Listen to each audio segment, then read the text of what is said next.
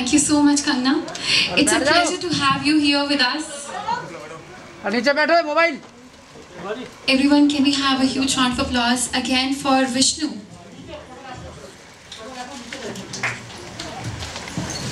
Guys, can you please put your hands together and welcome both of them once again.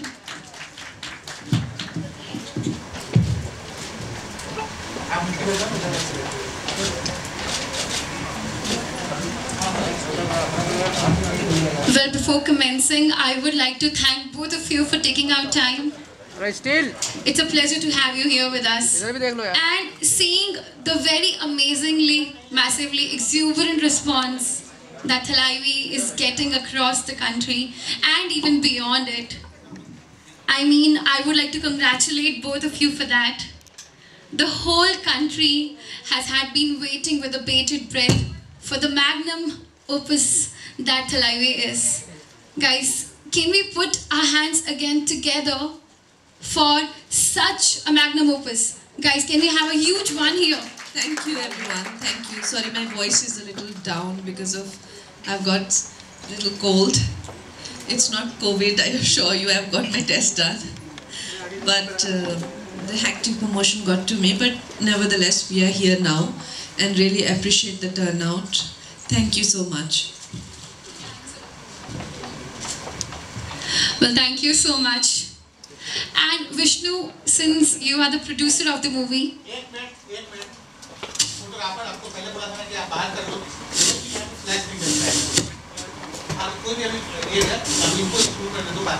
थोड़ा पीछे हो जाओ यार सब लोग यहाँ से साइड से थोड़ा पीछे हो जाओ. Can we open the thing for questions now? ये मोबाइल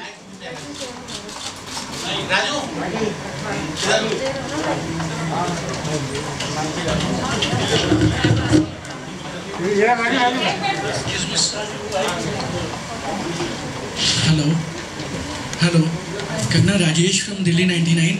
मैम, हम ये जानना चाहते हैं क्या थलावी आपकी अभी तक की बेस्ट मूवी है? और दूसरा सवाल मेरा ये है, आप देश के मुद्दों पर आवाज़ उठाते रहते हो, क्या थलावी में काम करने के बाद, जैसा कि लोग भी समझते हैं कि आने वाले समय में आप पॉलिटिक्स ज्वाइन करोगे, क्या ये आपके उस कैरियर में नेशनल लीडर बनने में काफ़ी हेल्प करेगी? क्योंकि ये साउथ को आपने टच किया है इसके अंदर.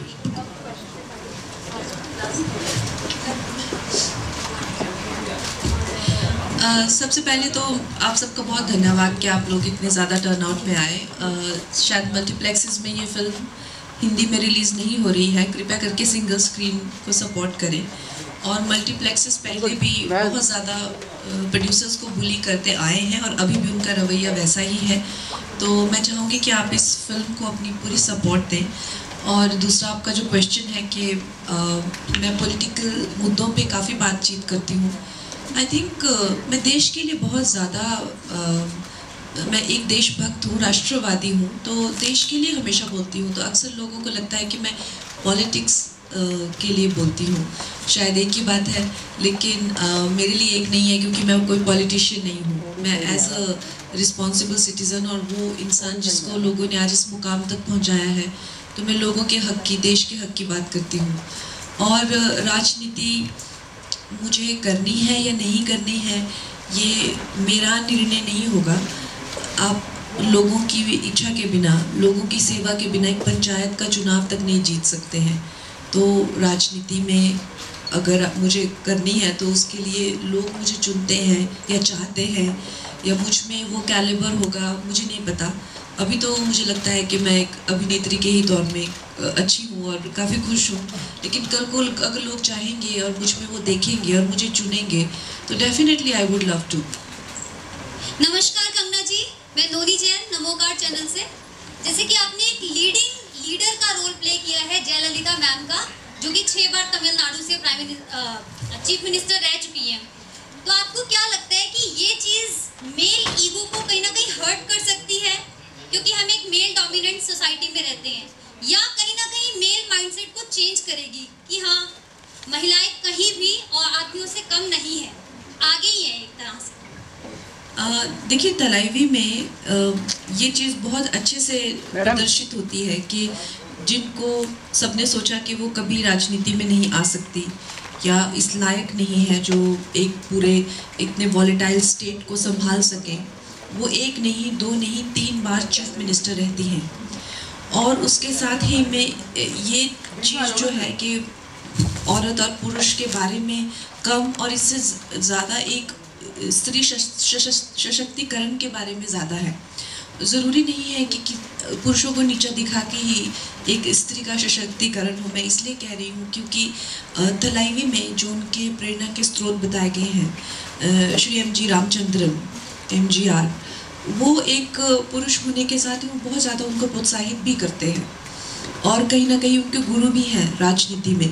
तो ये एक बहुत ही संकीर्ण सोच हो जाती है कि अगर आप महिला हैं तो पुरुषों के नफरत ही करके आप आगे जा सकती हैं या उनको मज़ा ही चखा के आप आगे जा सकती हैं।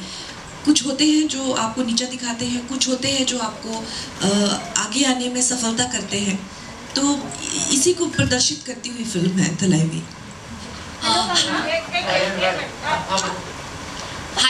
Priyanka this side from ABP news. Kangana, आजकल तो बहुत सारी ऐसी फिल्म्स होती है जो नॉन पॉलिटिकल होती है बट इतनी ज़्यादा कंट्रोवर्सीज में आ जाती है। Kangana this side, hi. And अभी क्योंकि जो फिल्म आपकी जो फिल्म है that completely based on political, उसके ऊपर पूरी बेस्ड है बट टचवुड कोई कंट्रोवर्सीज नहीं हो रही है। और आजकल तो नॉन पॉलिटिकल फिल्म आए दिन हर फिल्मों पे कंट्रोवर्सीज होती है। सो हम इसे कंगना का मैजिक कह सकते हैं कि पॉलिटिकल पूरी बेस्ड होने के बाद भी फिल्म पे लकीली कोई कंट्रोवर्सी नहीं हुई है। आई थिंक जो मेरे डायरेक्टर हैं, फिल्म के डायरेक्टर जो हैं श्री AL विजय, वो बहुत ही सुलझे हुए इंसान हैं और जिस तरह से उन्होंने फिल्म बनाई है वो एक स्त्री की जर्नी ज़्यादा है और पॉलिटिक्स के बारे में है, लेकिन किसी को नीचा दिखा के उनको आगे नहीं दिखाया गया है और ना ही कोई किसी तरह की ऐसी ट्रिक्स इस्तेमाल की गई है कि जिसके करके मीडिया में एक बवाल मचे। और वो बहुत ही अच्छे निर्देशक हैं और उन्होंने अपने हिसाब से फिल्म बनाई है। फिल्म हर एक इंसान को बहुत अच्छी लग रही है और जो दूसरी पार्टी के भी हैं, जो कि भी रूलिंग गवर्नमेंट है तमिलनाडु में, और हम जानते हैं कि तमिलनाडु पॉलिटिक्स कितनी वॉलेटाइल है, उनको भी ऐसा लग रहा है कि सबके साथ में किसी को नीचा दिखाकर किसी के सर पे पैर रख के ऊपर जाने की कोशिश नहीं की गई है, जिसका क्रेडिट मैं अपने डायरेक्टर को देती हूँ। Hi Kangna, this is Priya from She the People. Very nice to see you for the first time. So I just had to ask, how would you say your personal views about Jayalalitha changed after you played her character on screen? देखिए, जब हम politicians को देखते हैं तो हमारे दिमाग में जिस तरह की इमेज क्रिएट की गई होती है कि हाँ ये तो पॉलिटिशियंस हैं, कहाँ से आते हैं, क्या करते हैं, कैसे बनते हैं, हमें कुछ पता नहीं होता। और आजकल की दुनिया में जितना भी PR होता है फ्रॉम ऑपोजिशन पार्टी, आप हमेशा इस चीज़ को ऐसा सोचते हैं कि हाँ बस ये लोग तो सत्ता में हैं और राज कर रहे हैं, राइट। इस तरह का हमारी भावनाएं होती हैं, लेकिन हम भूल जाते हैं कि जैसे मैंने कहा कि एक पंचायत का चुनाव तक आप जीत नहीं सकते हैं लोगों की सेवा किए बिना या ग्राउंड लेवल पे काम किए बिना, रिजल्ट्स दिए बिना।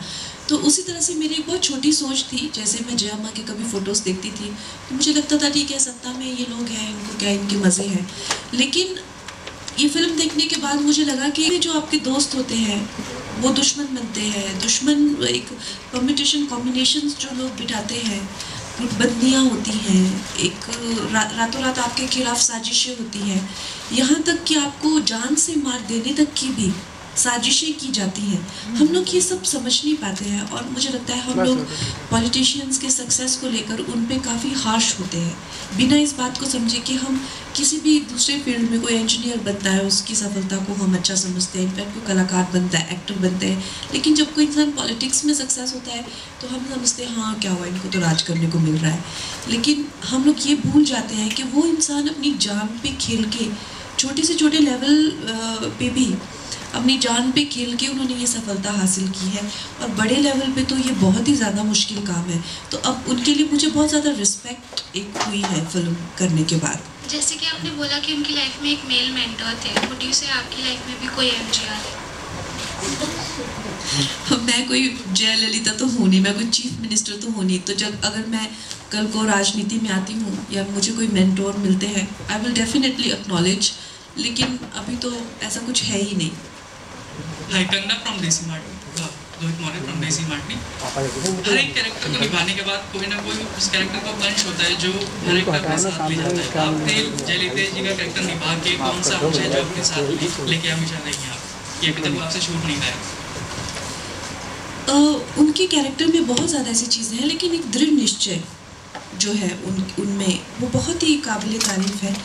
जैसे कि हम सब जानते हैं, ये एक as a matter of fact है, हिस्टोरिकल फैक्ट है कि जब उनका अपमान किया गया था तो उन्होंने चैलेंज किया था कि अब मैं चीफ मिनिस्टर बनके ही सभा में वापस आऊँगी, और उन्होंने वो करके दिखाया। तो वो अपने दुश्मनों को जिस तरह से बोलती थी वो करके दिखाती थी, और उसके लिए वो किसी भी हद तक मेहनत करने के लिए, कंपटीशन करने के लिए या एक तरह से स्ट्रेटेजाइज करने के लिए पीछे नहीं हटती थी। तो आई थिंक ये उनकी एक बहुत अच्छी बात है जो मैं हमेशा अपने साथ रखना चाहूँगी। कंगना, आपसे सवाल है कि जब आपको ये रोल ऑफर हुआ तो क्या था माइंड में कि आप इससे जस्टिफाई कर पाएंगे या नहीं, या किस तरह से इसको लेके चलोगे? मेरे लिए काफ़ी एक, जैसे मैंने कहा, एक साउथ में बहुत ज़्यादा उपलब्धि हासिल की गई महिला है वो, और वहाँ उनके मंदिर तक है और लोग उनकी पूजा करते हैं। और जब मेरी कास्टिंग अनाउंस हुई थी तो सबने कहा था कि ये बहुत गलत हो रहा है, कि साउथ इंडियन लड़की को ही मौका मिलना चाहिए।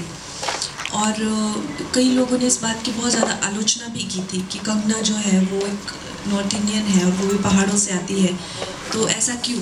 लेकिन आज वही लोग जिन्होंने मेरी आलोचना की थी मेरी तारीफ़ के पुल बांध रहे हैं, और वही लोग जो तमिलनाडु से बिलोंग करते हैं वो ये इस बात को मान रहे हैं कि अम्मा का जो कैरेक्टर है वो कंगना से बेहतर कोई नहीं कर सकता था। तो ये मेरे लिए एक बहुत बड़ी उपलब्धि है। लेकिन शुरू में जब इतना लोगों ने आलोचना की तो मुझे भी कहीं लगा कि ऐसा तो नहीं कि मैं कुछ बहुत बड़ी गलती करने जा रही हूँ। आपसे एक सवाल है कि पिक्चर हमने देखी है, बहुत अच्छी है, लेकिन क्या ये रियलिटी के कितने आसपास है, या इसको कमर्शियल एंगल के लिए कितनी लिबर्टी ली है आपने? This film is based on a book, and that book is 100% real, so it's based on real events. 100% it's real. Kangna, here I'm Zeba from Beyond. I wanted to ask, after a few years, when you look back at this film and this role, do you think this will be like a highlight in your filming career? Hope so, most definitely. In terms of an actor, it is a film which has given me tremendous scope to rise from where I already was, and if it is appreciated and if it is accepted the same way, then it will definitely be a turning point in my career. And another thing, since the film has been shot in several Indian languages and it's also being released in several Indian languages, is this the way forward to capture a pan-India audience for every film? Most definitely. I think we need to discourage American films and English films taking over our screens, and we need to behave like one nation and one purpose, and we need to stop dividing each other based on South India, North India, and and we need to enjoy our films first. There are so many films, Malayali films, Tamil, Telugu, even now Punjabi industry is coming up. We need to encourage regional industries, and we need to develop our own infrastructure as far as the creative industry is concerned. Otherwise the day is not far. The way Hollywood has destroyed French film industry, Italian film industry, German film industry, and made a monopoly all across the globe. That's what they are doing here also. And the fact that we don't appreciate each other, and we rather see a dubbed Lion King or a dubbed, something, Jungle Book or something, but we will not give a dubbed film of Malayali a chance. So that will not work in our favor. We must keep our people as our priority, our industry, and that is the only way to make a Atmanirbhar Bharat. Hello Kangana ji, इधर madam Rajesh.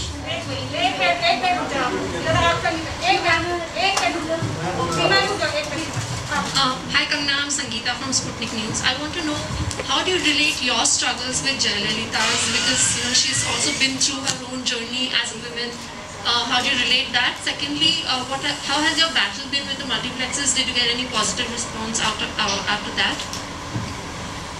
So I will combine your question also, ma'am, in that about weight loss and weight gain. So because the journey was from 16-year JAMA to 42 year, so I had to show all that in almost 1.5 years that we shot in. I had to gain 20 kgs weight and lose in the same film. So these were some of the obstacles that I had to face along with learning Bharatanatyam. These are parts and parcel of an actor's life, and this is my job, so I choose to do it. But I also faced many health issues. My cholesterol was very high, and dancing with that kind of weight also gave me various issues like backache and knees ache and all that. So I don't recommend it to anyone.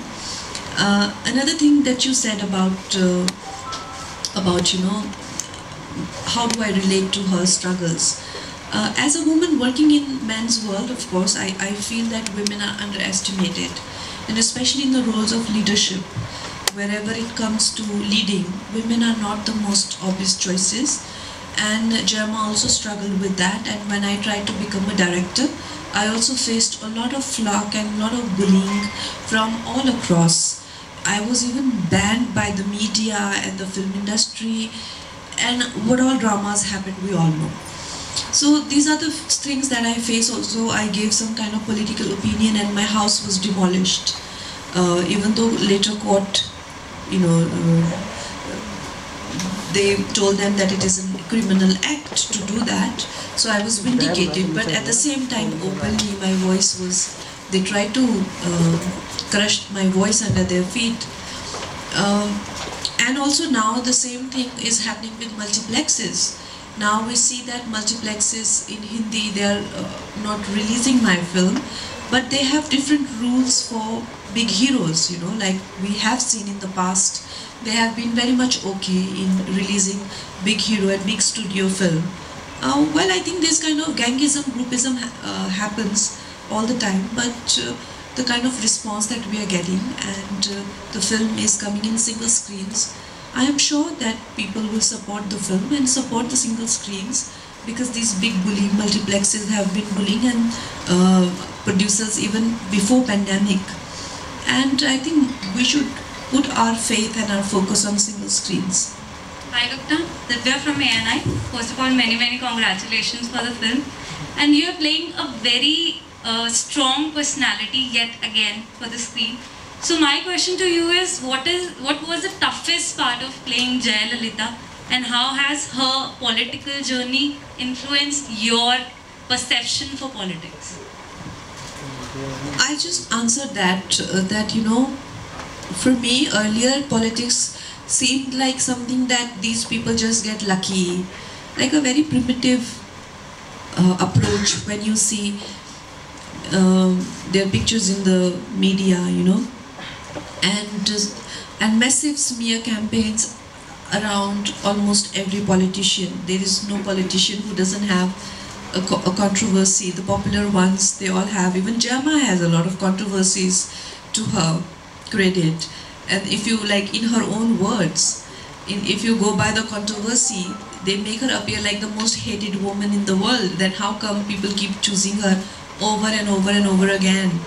So there is, of course, there is this perception, which I also had, that these people are just so lucky and just ruling everyone and all that.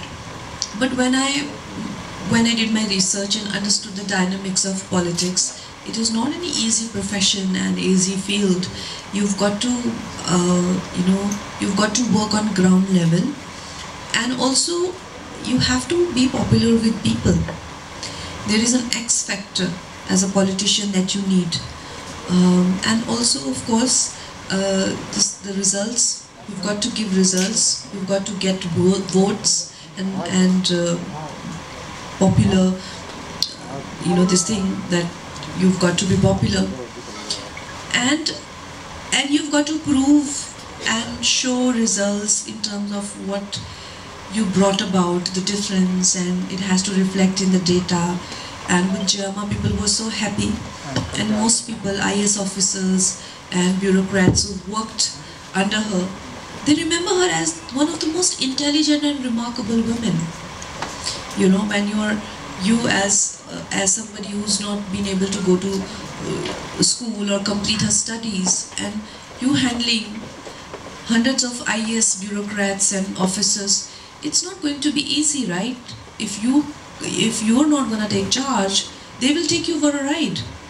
So we don't understand this side of her, that how always, being a student and then ruling a volatile state, you've got to have so many strengths to your personality, and we don't give enough credit to our politicians, especially the ones who rise from really scratch to build themselves into mammoth icons like Mr. M.G.R. Ramchandran or Dr. J. Jayalalitha and many others for that matter. Your parents have watched the film yesterday. What was their reaction? They were very happy, because this is a film that most people will resonate with. It talks about politics and what they see in the news all the time. They absolutely loved it, and they said it is their most favorite film ever. And they said that I must get 5th National Award for this. Kangana, मैं Rahul Jain Namokar channel से, मेरा आपसे एक सवाल है कि आपका character बहुत ही अच्छा लगा, कि हमें लग ही नहीं रहा कि कंगना ने ये कैरेक्टर प्ले किया है, और बिल्कुल जय मां लग रही है देखने में। और मैंने एक इंटरव्यू में पढ़ा था, उनका बहुत ही पुराना इंटरव्यू है, उन्होंने कहा था कि जब डाउनफॉल आया उनकी लाइफ में, तो उन्होंने जैनिज्म को बहुत फॉलो किया, जैन धर्म को, और जैन मुनियों के मार्गदर्शन से उन्हें काफ़ी हेल्प मिली। तो मैं आपसे जानना चाहूँगा कि आपने अपनी लाइफ में कभी जैन धर्म को फॉलो किया है, और क्या आपने कभी जैन मुनि या जैन मंदिर के दर्शन किए हैं आपने? जी डेफिनेटली, मुझे जहाँ आशीर्वाद मिलता है मैं वहाँ पहुँच जाती हूँ। और मैंने जैन मुनि मेरे गुरु हैं एक, उनके मैं अक्सर दर्शन करती हूँ। वो दिल्ली जब आते हैं, वो पद यात्रा पे होते हैं, तो मैं उनको दिल्ली भी मिलने आती हूँ। तो मुनि जय कुमार जी उनका नाम है, और वो ज़्यादातर तपस्या और साधना में ही रहते हैं। तो डेफिनेटली मुझे हर कल्चर में, हर रिलीजन में, हर प्रैक्टिस में बहुत ज़्यादा विश्वास है, और हमारा जो देश है उसकी सबसे बड़ी ताकत भी यही है। तो मैं भी जैन मुनियों को बहुत फॉलो करती हूँ। This is going to be the last question, everybody. Please. Hello, Kanna. This is Parmita from Cinema Yari. First of all, congratulations for Thalaivi. Thank you. And मैं ये पूछना चाहती थी कि आपने अपनी एक इंटरव्यू में कहा था कि Thalaivi आपकी फिल्मी करियर की बेस्ट फिल्म है। तो हमने आपकी बहुत सारी ब्लॉकबस्टर हिट्स भी देखी है, जैसे कि क्वीन, तनु वेड्स मनु, फैशन। तो Thalaivi सबसे अलग कैसे है? आप बेस्ट किस तौर पे बता रहे हैं? देखिए, हर फिल्म वैसे तो अलग होती है, उनके जॉनर्स अलग होते हैं, और किसी फिल्म को कंपेयर नहीं किया जा सकता, लेकिन फिर भी एक एंटरटेनमेंट कोशेंट जिसको कहते हैं, और एक जो आप कोई मनगढ़ंत कहानी बनाते हैं और उसको सुनते हैं, समझते हैं, फिर भी वो एक महज एंटरटेनमेंट आप यूज़ कर सकते हैं। लेकिन इस फिल्म में जो भी दिखाया गया है वो वाकई में वास्तविकता में हुआ है, तो उससे कुछ सीखने को भी मिलता है कि देखो ज़िंदगी कैसी होती है, या हमारी ज़िंदगी को लेके कितनी लिमिटेड अप्रोच होती है। और जिस तरह से मैंने Thalaivi से जो सीखा कि चाहे वो डॉक्टर जे जयललिता हो, या मिस्टर M.G. रामचंद्रन हो, या श्री करुणानिधि जी हो, ये तीनों के क्या डायनामिक्स थे, और फिर आगे चल के तीनों में ही कैसे सत्ता एक के बाद दूसरे के बाद तीसरे के बाद में घूमती रही। तो एक बहुत ही दिमाग को एक बहुत ही ज़्यादा एक वो मटेरियल मिलता है सोचने के लिए, विचारने के लिए। तो उस करके मुझे लगता है कि आज तक की सबसे बेहतरीन जो है ये मेरी फिल्म है। लेकिन जैसे मैंने कहा, हर एक की अपनी अपनी पसंद होती है, किसी को कुछ और भी अच्छा लग सकता है, लेकिन मुझे लगता है कि ये आज तक की सबसे बेहतरीन फिल्म है मेरी। सर, ये आपने thank you so much everybody. Sir, ये आपने फिल्म प्रोड्यूस की है, तो कंगना ने जो भी रोल निभाया आज सिनेमाज में पिक्चर है, तो कंगना के बारे में आप क्या कहेंगे? क्या आप सेटिस्फाई हैं कंगना से? जो आप एक्सपेक्ट कर रहे थे वो कंगना ने दिया, और इसकी जो अब आगे की जो जर्नी है फिल्म की, कितना अभी आपको बिजनेस के पॉइंट ऑफ व्यू से भी कि जो आप एक्सपेक्ट कर रहे थे, क्या आप पूरी तरह से सेटिस्फाई हैं? पहले कंगना को लेकर आप क्या कहोगे? See, everyone knows that Kangana is the best actress in the country.